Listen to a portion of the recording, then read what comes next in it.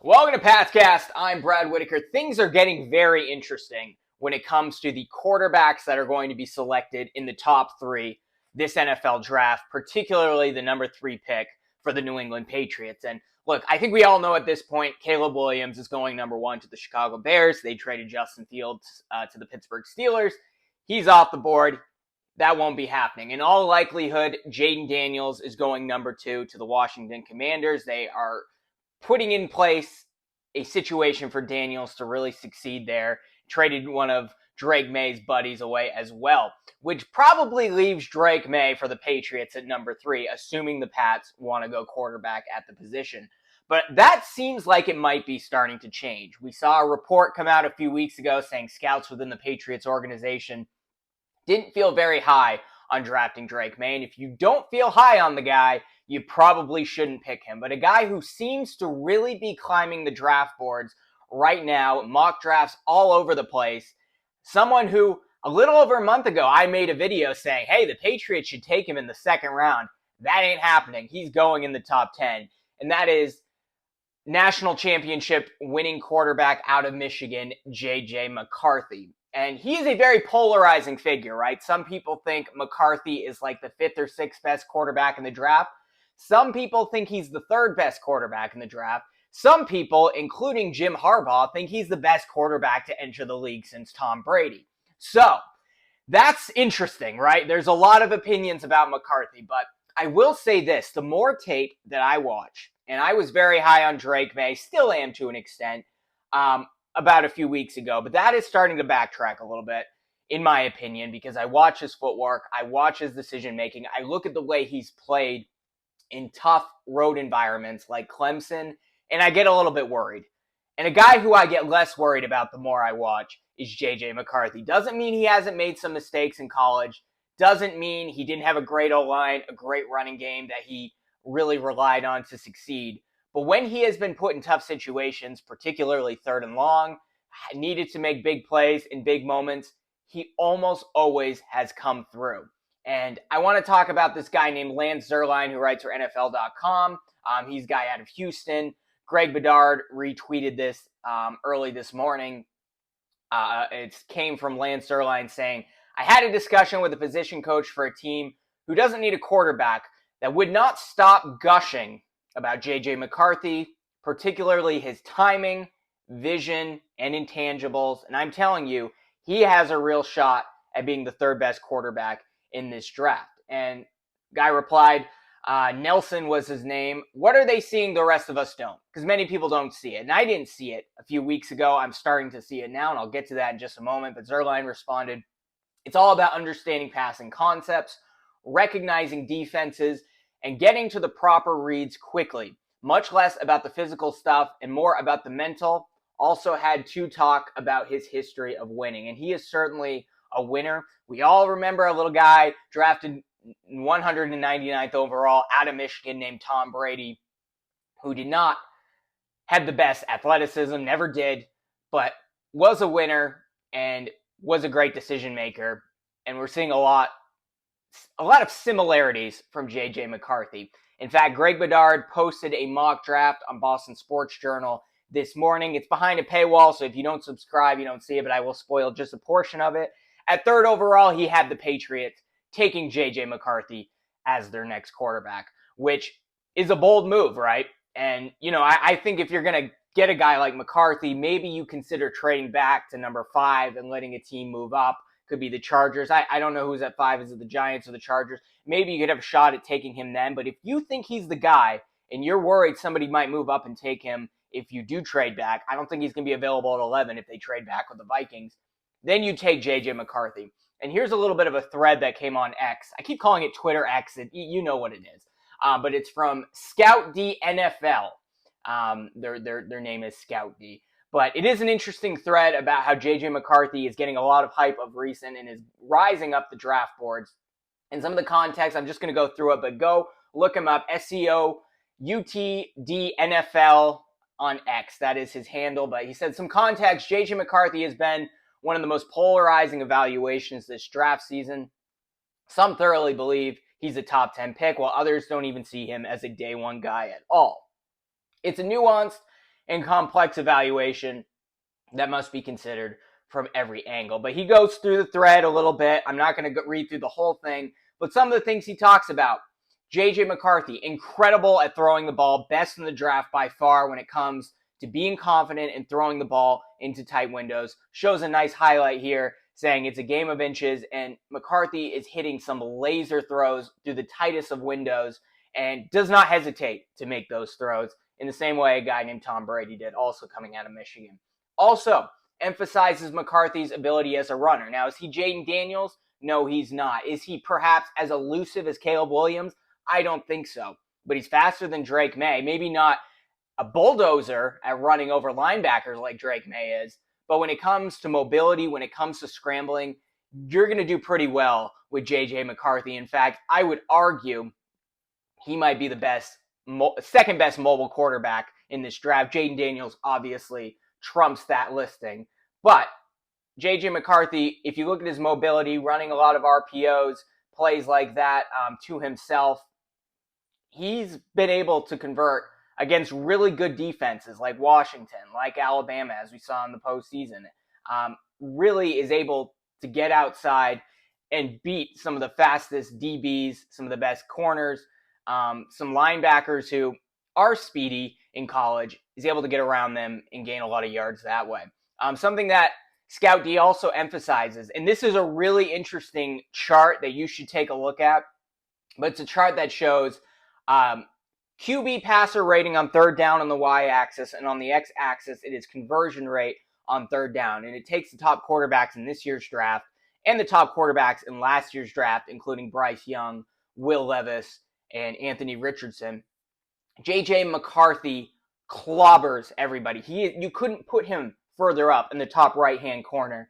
In fact, he has a higher than 66% completion percentage on third down. And you compare that to Jaden Daniels, who seems to be the second best ranked there. And then you put guys in like Caleb Williams and Bo Nix and Bryce Young. C.J. Stroud is in there. He's clobbering all of these guys. In fact, Anthony Richardson ranks the lowest. He's more dependent on his legs than these other guys. But you got to feel high about Daniels when you look at this chart. But J.J. McCarthy, by far the highest completion percentage when it comes to conversion rate on third down. And his passer rating, I think, is second to Jaden Daniels, very similar to Bryce Young, C.J. Stroud, and Bo Nix. And he's just a tick below Jaden Daniels, so not very much. And that's the thing. That's one of the criticisms about J.J. McCarthy is, look, they run the ball a lot at Michigan. He hands the ball off on first down almost every time. But when he needs to make those throws, particularly when it's third and long, when the DBs are playing back, when they are expecting pass, he converts better than everybody else. And it's not even close. Another thing Scout D mentions is his IQ, his leadership, his mindset, and his maturity. Certainly you watch this guy in interviews, he reflects all of those things. And he debunks the myth. Michigan didn't lean on him. They didn't trust him because he had an elite running game, a decent O-line, and a great defense. But what you have to consider is the fact that J.J. McCarthy basically was playing in games where they were blowouts in the second half. So he did not throw the ball as much as some of these other quarterbacks, not just because they were more dependent on the run on first and second down. It's because by the third quarter, Michigan was up by 4 touchdowns, and you just run the ball then for the rest of the game. So, look, I'm not saying the Patriots should do this, but I would not be disappointed. And at this moment in time, I'm starting to think I would put J.J. McCarthy ahead of Drake May. Now, that doesn't mean there aren't some red flags, some concerns there, which Scout D mentions here, including he's accurate but not consistently accurate. Has a really great arm strength, but it is definitely not the best in the draft. Lean frame. Looks a little bit like Jaden Daniels in terms of his frame. Doesn't look huge, but he is taller than he actually looks on the field. And his read processing in the pocket could use some improvement. But that's something every quarterback really deals with coming out of college. Scout D currently ranks him as QB4 and the 24th ranked prospect, but says perhaps he will be a top 10 guy. Projects the Vikings will trade into the top 10 and draft him. But if you look at this mock draft from Greg Bedard, has J.J. McCarthy going to the Patriots at third overall. So Very interesting seeing what's happening there. Um, Look, I'm excited about the guy. Part of the reason I'm most excited about him is not necessarily because he is the most athletic guy, he has the strongest arm, he has the best accuracy. It's because he's a winner. And when you compare him to all the other quarterbacks in the elite tier and even in the second tier, he beats them all when it comes to clutch moments. And that's something very important. Look, Caleb Williams did not have a lot to work with. He did not have a great defense at USC. So I give him a little bit of a break there. Certainly went toe to toe with Washington in a real shootout and did everything he could there, but wasn't ultimately able to win the game because Washington was so much more dominant on defense than USC was, and they had the slight edge on offense. But look, Jaden Daniels, Heisman Trophy winner, but what really great teams did he beat? What teams ahead of LSU in the college football rankings did Jaden Daniels win and defeat in the clutch in big moments? There aren't a lot of them. When you look at Drake May, there really aren't any of them, right? And he was playing out of the ACC. You got to give a little bit more credit to Michael Penix. Certainly had the edge to Bo Nix when it came to Oregon versus Washington. Beat them twice, both in the regular season and in the Pac-12 championship game. Both games went down to the wire, and Michael Penix had the edge. So he might be the second most clutch quarterback in this draft. But J.J. McCarthy is the biggest winner of them all.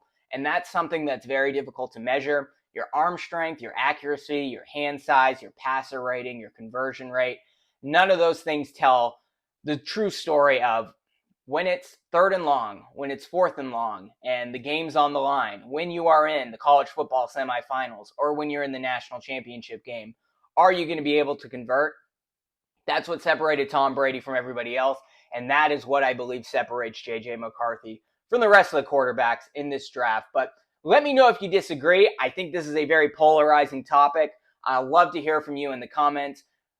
Are you buying into J.J. McCarthy like I am? Would you consider drafting him at third overall? Do you think the Patriots could trade back a little bit and still be able to get McCarthy and get a little bit more draft capital and spark this rebuild a little bit? I'm curious to hear. Or do you agree with me? Do you think J.J. McCarthy is a guy that can pull this off?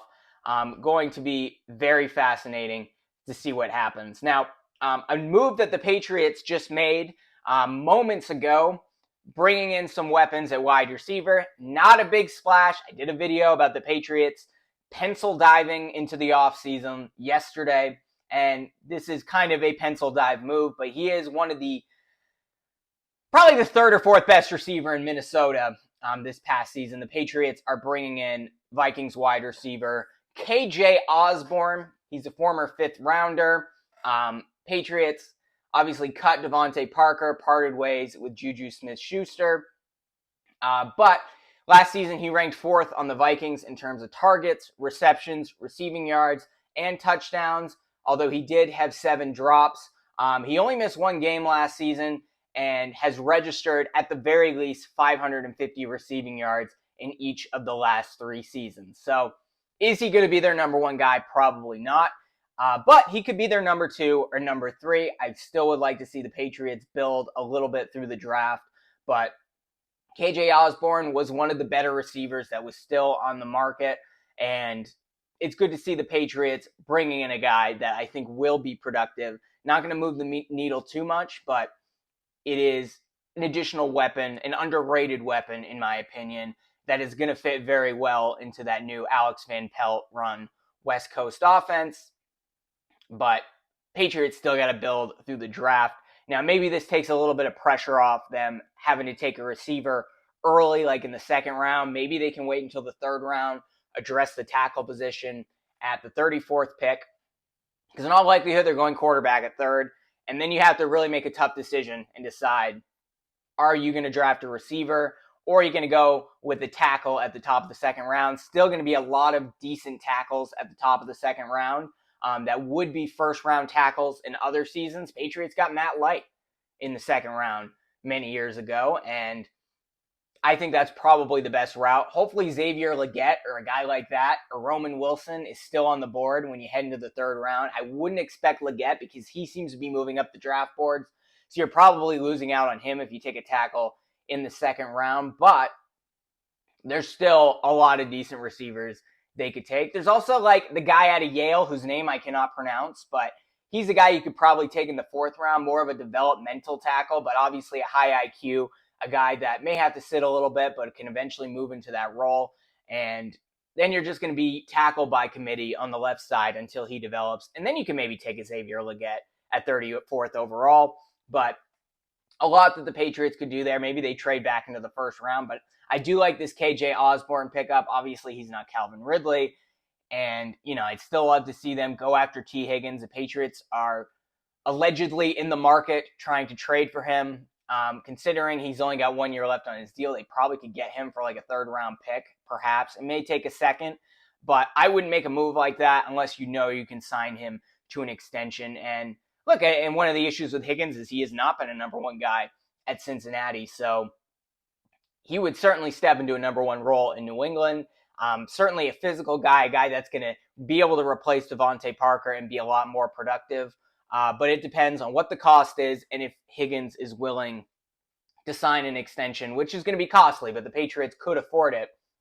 But otherwise, for a rebuilding team, probably not making the Super Bowl next year, you want Higgins for more than 1 season. So that's the only way I would trade for him, is if you have the assurance that Higgins is willing to sign on for another 3 to 4 seasons. And he's going to cost you, right? If Ridley costs Tennessee $23 million, Higgins is probably going to cost you somewhere between $25-30, in my opinion, but worth it if you bring in a guy like that with that size, with that ability to make 50-50 catches, and he can separate a little bit too. And then you get to Mario Douglas as the slot receiver. Kendrick Bourne is back. You got 2 great not great, but really good tight ends that can both be pass catchers and run blockers. Particularly Austin Hooper, who's been a much better run blocker the last couple of years. Then you're in a good situation for whoever this young rookie quarterback is coming in, whether it's Drake May, J.J. McCarthy, or another guy. So I want to get to, because I haven't addressed it yet on this podcast, but finished watching it a couple days ago, the 10-part docuseries on Apple TV+, The Dynasty.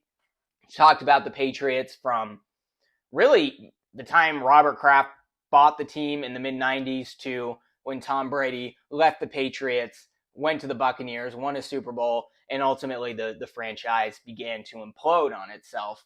And overall, it is entertaining. It is enjoyable. I'm great reliving a lot of those moments. But let's be honest. This was a Bill Belichick hit piece. And that really strikes myself and a lot of fans the wrong way. There was almost no criticism of Patriots owner Robert Kraft, who I really like, deserves perhaps more praise than anybody else for keeping it together.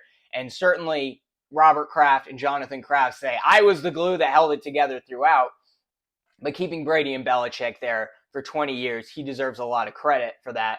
But Robert Kraft was not a perfect owner by any means. And we know some of the things that he did that raised a lot of flags throughout his tenure in New England, particularly in the last decade. And look, Kraft was very involved in the making of this docuseries. Bill Belichick begrudgingly participated in the interviews, obviously didn't want to be there, answered questions in the same way that he answers questions from reporters in a press conference, perhaps was even more grumpy, if that's even possible. And because of that, it did not reflect well on him. And Belichick got blamed, some fairly and a lot unfairly, throughout this docuseries. Part of what really bothered me was this idea that Belichick should have traded Aaron Hernandez to Seattle when he asked for a trade. I mean, they had just signed Hernandez to an extension. Belichick, Patriots organization, knew about the red flags with Hernandez from the moment they drafted him, but they didn't think nobody could have predicted what actually ended up happening with Hernandez there. And Belichick essentially in the docuseries got blamed for what ended up happening. And that is just so unfair to Bill. And I guess what really bothers me is Robert Kraft expected Bill Belichick to be back this next season, right? He didn't expect the Patriots to win just 4 games and have to part ways a year early. I think he expected, hey, you're bringing in Bill O'Brien, Mac Jones is going to rebound, that offense is going to look a lot better. And obviously that's not how it played out. But had Bill Belichick return to the team this season, I mean, would he have been able to repair his relationship with Robert Kraft after this docuseries came out? I don't think so. And maybe it was already a lost cause, but look, I want to see Bill Belichick come back to Gillette, have a ceremony. Obviously, going to be in the Patriots Hall of Fame. I want to see a statue out there in the same way that I want to see a statue for Tom Brady. And I don't know if that's going to happen now. Like, he's going to be in the Hall of Fame, but will he even return to New England? Like, and we've seen reports from this. I think it came out from Greg Bedard saying the Belichick camp is not happy about the way this docuseries ultimately played out, the impression that it gave on Bill Belichick. And look, again, a lot of the criticisms throughout this are fair. Like, they absolutely are. But my issue with Belichick is more what he did the last 4 or 5 seasons after Tom Brady, letting Tom Brady go, not doing everything he can to keep him around. But Belichick's issue is, you know, he was bargain shopping. He didn't care that much about the receiver position in the modern NFL. He really thought you could win with defense only. He was trying to recreate what he did with the 2001-02 Patriots throughout the last few seasons, and that's just not the way the league works now. But look, is Bill a hard coach to play for? Certainly. But there are plenty of hard coaches to play for that have existed. In high school, I read Bobby Knight's biography, so much worse than Bill Belichick, and that was college. You know, and I'm not going to break down exactly what Bobby Knight did, but he did some horrible things that involved human feces. He threw chairs on the court at refs. He had physical altercations with players. Bill Belichick was nothing like that. He was just a tough coach. He didn't want to be your friend, and that was okay. And you really see the contrast between the early Dynasty Patriots, the team that won 3 Super Bowls in 4 seasons, and the way they talked about Belichick, to the new Dynasty Patriots. And look, I give Tom Brady a break because he is Tom Brady. He's the GOAT. And he wasn't actually that hard on Belichick throughout the series. Yes, there were moments where he said, I wanted to feel valued there when I did not, considering all I had done. And there were moments with him and Giselle that he talked about, which must have been really hard because when this was filmed, that's when his relationship with Giselle really began to go downhill. But Brady, for the most part, took the high road there. I think Edelman did the same thing. Gronk was a bit iffy, but Gronk still had a lot of praise for Bill Belichick. But the way guys like Wes Welker, who had a bad falling out with the Patriots, the way Danny Amendola talked about it, look, we're never going to know what happened with Malcolm Butler. But, you know, in a lot of ways, I got to give Belichick the benefit of the doubt because if it's so bad that he hasn't been willing to talk about it or share what happened with Malcolm Butler is not going to share what happened with him personally that got him on the bench between the AFC Championship game against the Jaguars and the Super Bowl 2 weeks later that ultimately went from I'm playing every snap to I played 1 snap the entire game. But something really bad must have happened that Bill Belichick didn't want to share. Maybe Belichick is ultimately doing him a favor by not offering this information. Now, hindsight's 2020. I think he should have played Malcolm Butler, and perhaps he would have been so much of an impact player that the Patriots would have at least stopped Nick Foles one more time, and that would have been enough to win that Super Bowl. But we don't really know what happened there. But ultimately, Belichick deserves a lot of criticism, but he brought the Patriots to 6 Super Bowl championships. A lot of that was Tom Brady. A lot of that was the coaching staff. A lot of that was Robert Kraft holding the glue together.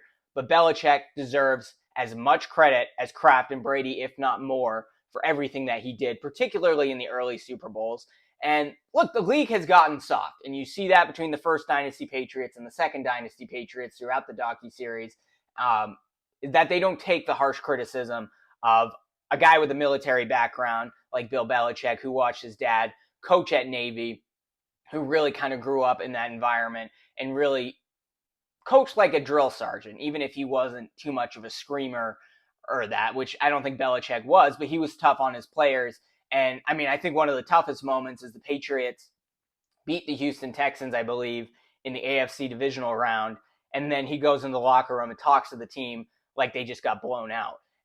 But, you know, that's how he got the best out of his players. And guys like Gronk, Edelman, Brady, and all of the guys that came before that acknowledged that throughout.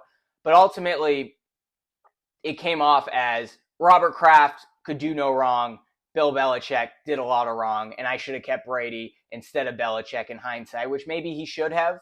But for the most part, I don't like the way this played out, and I think those are some open wounds. Bill Belichick is a stubborn guy, and I don't think they're going to be able to repair that relationship. Maybe a few years down the road, similar to Jimmy Johnson, Jerry Jones, we can see Kraft, Brady, and Belichick reunite. I think Brady and Belichick are on good terms at this point, but it really left a poor taste in my mouth.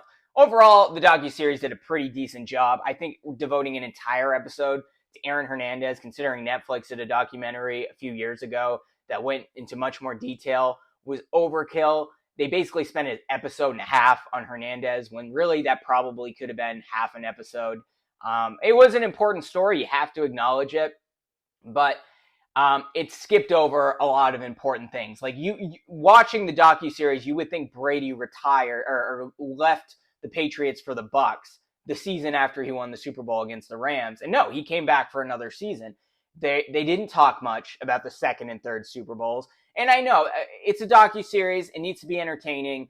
And you don't need to lay everything out chronologically and go step by step. But I would have liked to see a little bit more context in those seasons where they didn't win the Super Bowl, and even the seasons that they did win the Super Bowl. And like the second Super Bowl against the New York Giants, like they barely talked about that. It was kind of weird. That was a really tough loss because they had lost to New York a few seasons before in the 18-1 season with Randy Moss, and they spent so little time talking about that game and more time talking about the Eagles Super Bowl loss. So I just would have liked to see, even if you don't have to go through it chronologically and go season by season, I get it, but there needed to be a little bit more context there. But let me know what you think. Did you enjoy the docuseries? Do you think it was unfair to Belichick? Did it come off as a long hit piece against Bill Belichick like I think it did? And do you think the Patriots can repair that relationship ultimately, which at this point in time, I don't think they can. And it's really tough to see because I'm not sure Bill Belichick's even going to get a job after this now. Going to probably go into media, take a year off. I think this overcorrection of these player-friendly coaches is going to backfire for at least a few teams. And those teams will overcorrect the other way and bring in guys like Bill Belichick and Mike Vrabel who don't have jobs. But it's possible that this reflects so poorly on Belichick, a guy who won 6 Super Bowls as head coach and even more as a defensive coordinator for the New York Giants. He may never get a job again. And I think that's a real shame. But let me know in the comments below. That's it for this episode of PatsCast. We'll be back throughout this upcoming week with more breaking news on what the Patriots do this offseason. What are the moves that they can still make? What are they going to do with the NFL draft? And let me know what you think about J.J. McCarthy. Do you think he's worth drafting at number 3 overall? Like, I'm starting to think he is. I think he's a winner, but I'm curious to hear from you because it is a polarizing topic. Be sure to like this video, subscribe to this channel, share it with your friends, and appreciate all the engagement, all the comments, all the likes, all the viewership. Channel is really blowing up over the last few days, and I'm really excited to see it. And the more that it does, the more content, the more potentially exclusive content that I can bring you. And there's a lot more that I plan on doing in terms of live streams, in terms of interviews. We're just getting going here at PatsCast. And thank you for joining me along the way, and excited to see what I can offer you, particularly as we head into training camp, into next season and beyond. Going to be a lot of great content. It's just not going to be me monologuing the whole time. But for now, that's what it is. But definitely building up some things right now. I'm going to expand some of the content that I can bring you. And if you enjoy it, or even if you don't agree with me, but you find it thought-provoking, please like this video, subscribe. Let me know your opinion, whether you agree or disagree. I'd love to hear from you, and we'll be back next week.